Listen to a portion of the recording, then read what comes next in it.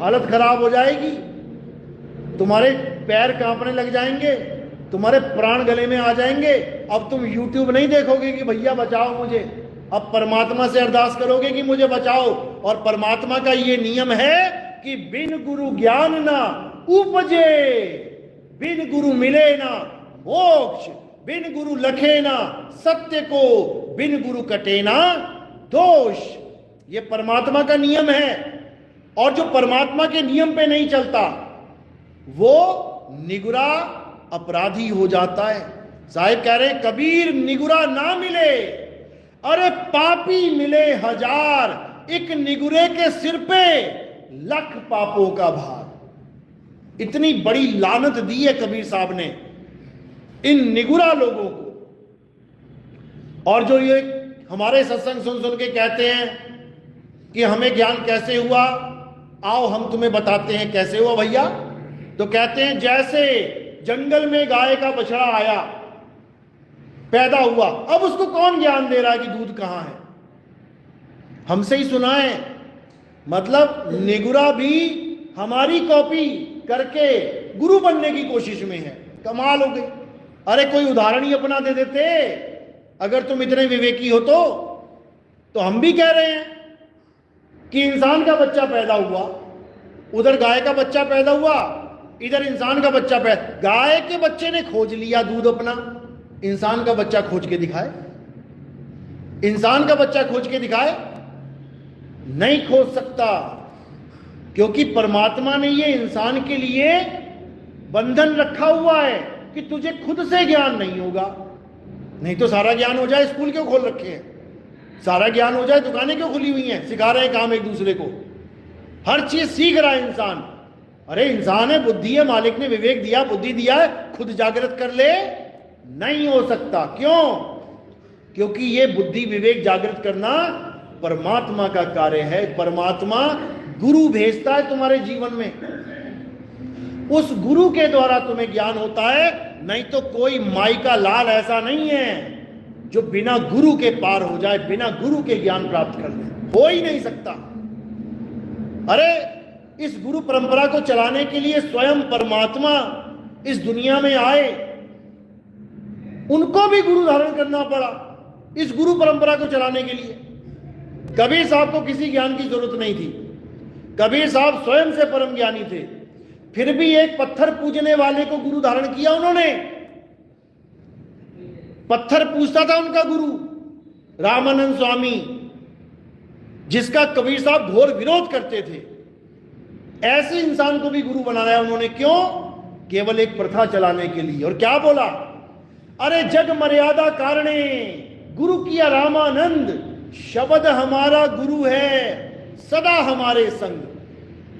मुझे किसी रामानंद की जरूरत नहीं है, क्योंकि मैं स्वयं शब्द हूं।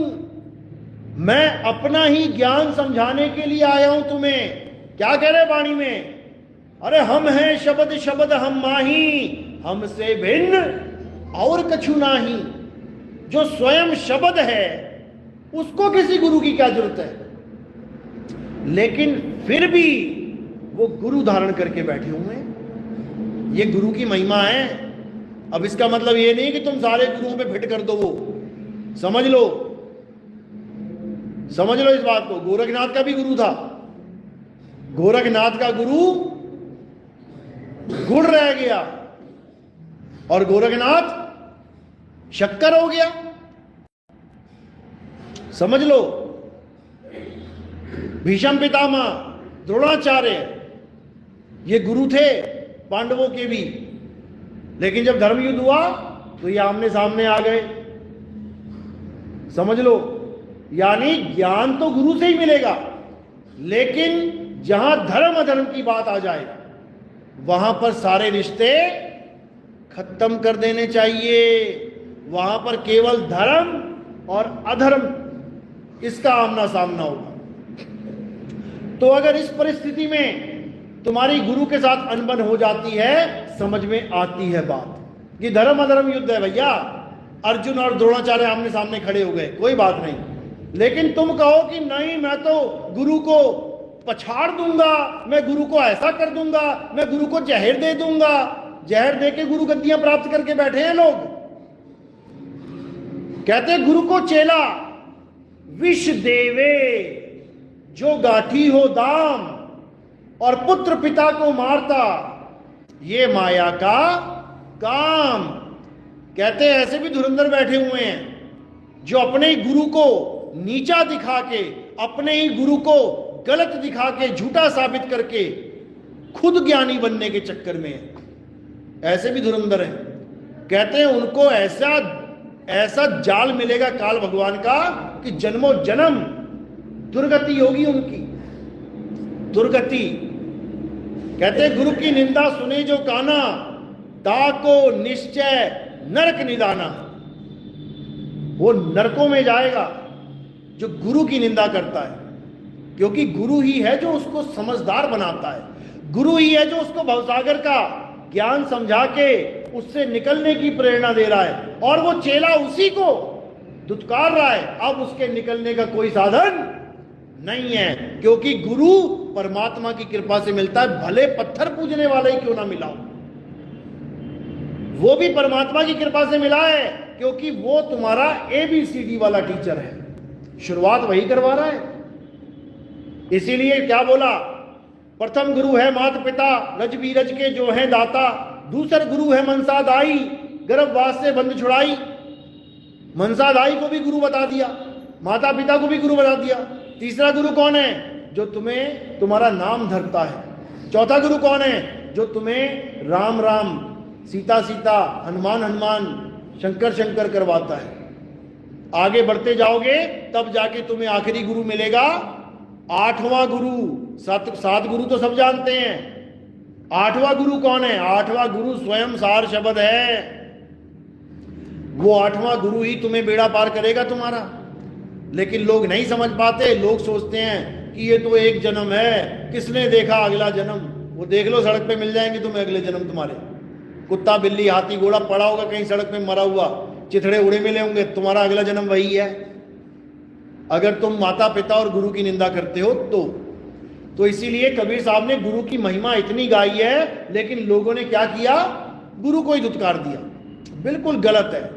मतभेद हो सकते हैं गुरु चेले में, लेकिन गुरु दुत्कारने के लायक नहीं होता, चाहे कैसा भी गुरु क्यों ना हो, कैसा भी गुरु क्यों ना हो। जो गुरु की निंदा शिष्य करता है वो कभी जन्म मरण से मुक्त हो ही नहीं सकता। उसने अपनी अपॉर्चुनिटी का नाश कर लिया, अपने मौके का सत्यानाश कर लिया। तो गुरु की महिमा अनंत है भाई। इसीलिए कबीर साहब ने गुरु की महिमा गाई है, बिना गुरु को परमात्मा से ही बड़ा बना दिया। गुरु गोविंद दो खड़े और काके लागू पाए, बलिहारी गुरु आपने गोविंद दियो बताए। गुरु को ही दुत्कार दिया, बिल्कुल गलत है। मतभेद हो सकते हैं गुरु चेले में, लेकिन गुरु दुत्कारने के लायक नहीं होता, चाहे कैसा भी गुरु क्यों ना हो, कैसा भी गुरु क्यों ना हो। जो गुरु की निंदा शिष्य करता है वो कभी जन्म मरण से मुक्त हो ही नहीं सकता। उसने अपनी अपॉर्चुनिटी का नाश कर लिया, अपने मौके का सत्यानाश कर लिया। तो गुरु की महिमा अनंत है भाई।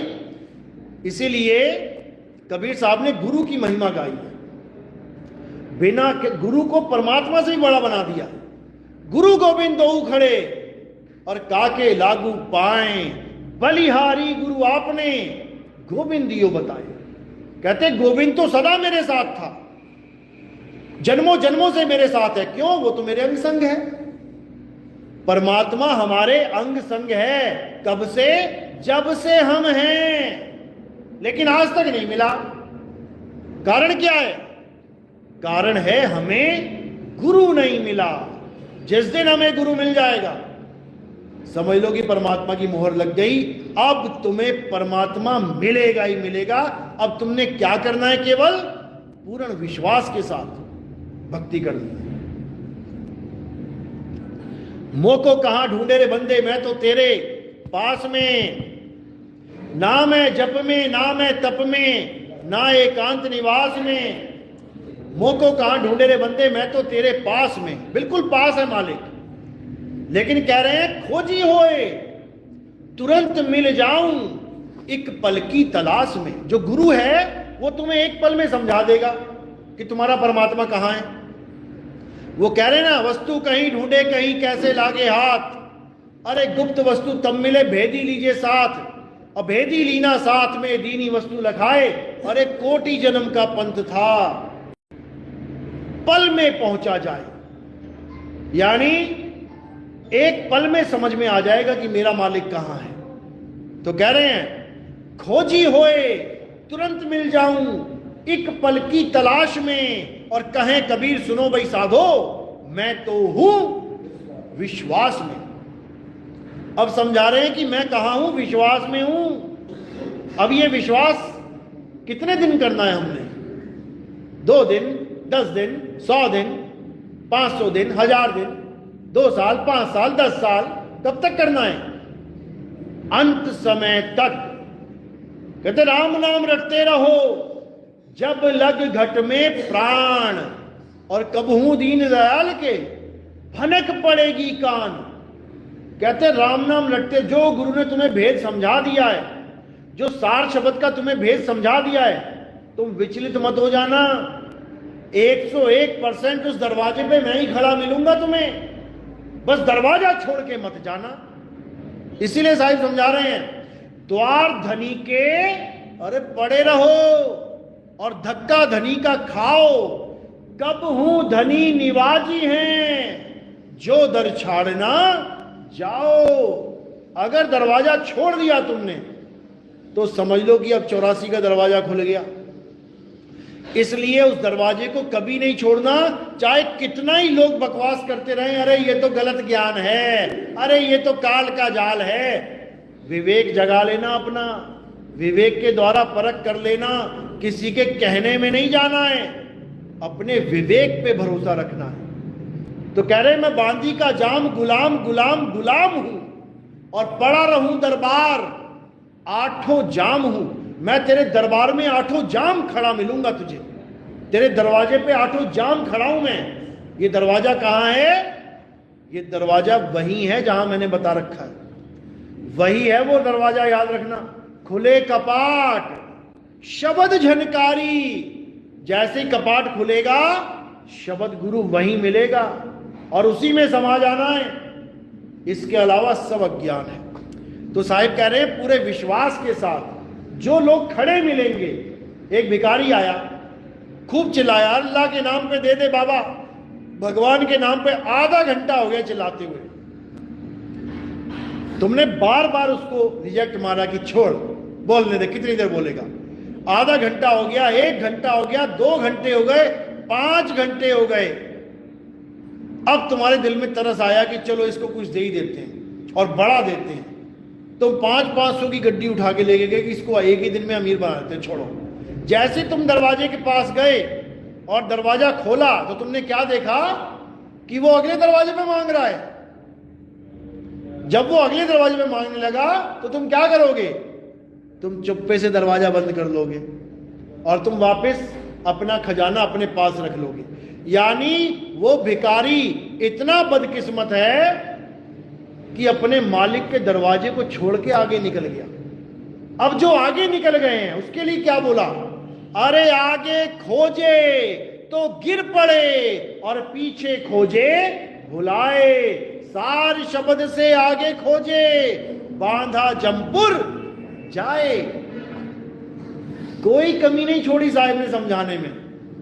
वो गर्दनें उठा उठा के देखेंगे हम सही मार्ग पे हैं कि नहीं, और जो जान जाएगा कि हम गलत मार्ग पे हैं, उन भेड़ों का साथ छोड़ के विवेकी हंस बन जाएगा वो, और ये होके रहेगा। याद रखो इस बात को। कल के सत्संग में एक मुसलमान ने नाम लिया था ना, उसको उसकी बिरादरी से ही अलग कर दिया मुसलमानों ने, लेकिन फिर भी वो एक को और को लेके आ गया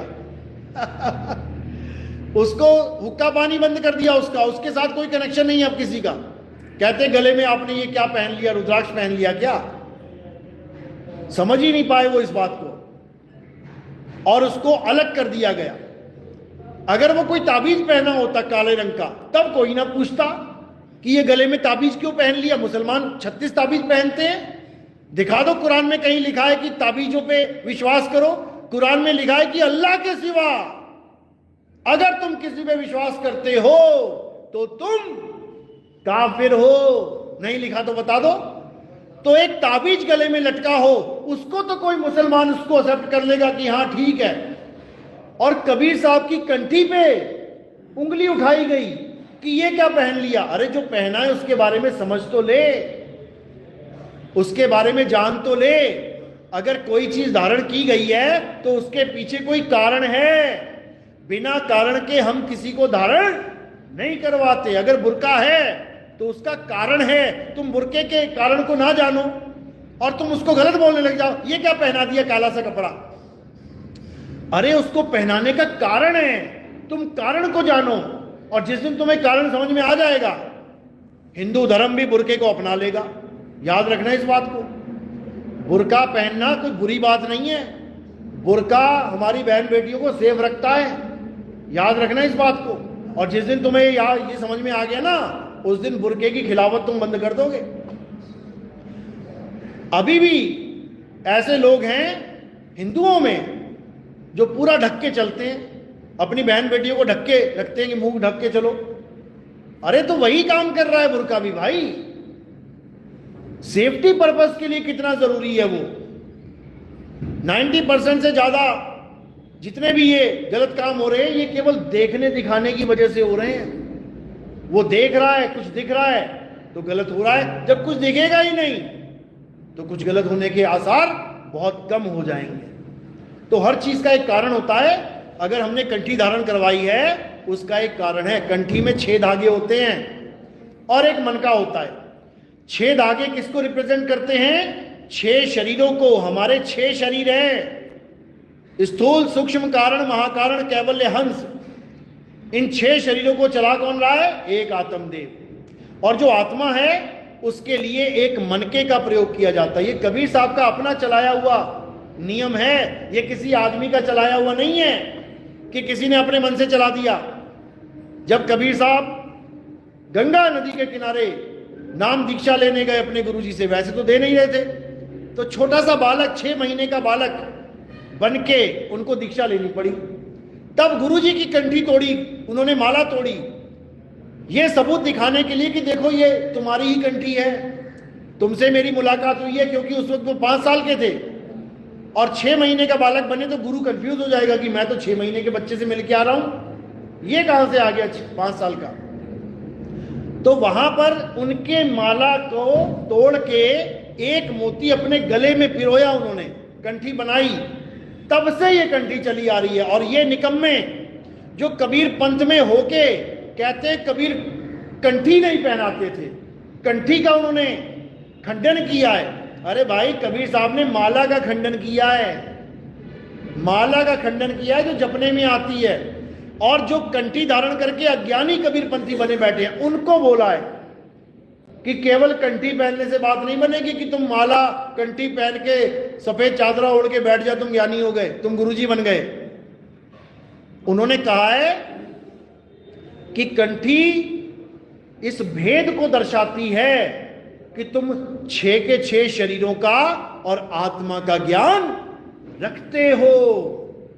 यह दर्शाती है कंठी कि तुम्हें 6 शरीर का पता है और तुम्हें आत्मा का भी ज्ञान है, यानी जड़ का भी पता है और तुम्हें चेतन का भी पता है। जड़ चेतन का करे निबेड़ा, कहें कबीर सो हंस है मेरा। तो वो मुसलमान भाई जो जिस दूसरे भाई को लेके आया, उसका नाम था सुलेमान। और हम अलिफ लैला देखते थे बचपन में, उसमें शमशेर सुलेमानी होती थी एक, उसका नाम ही सुलेमान है।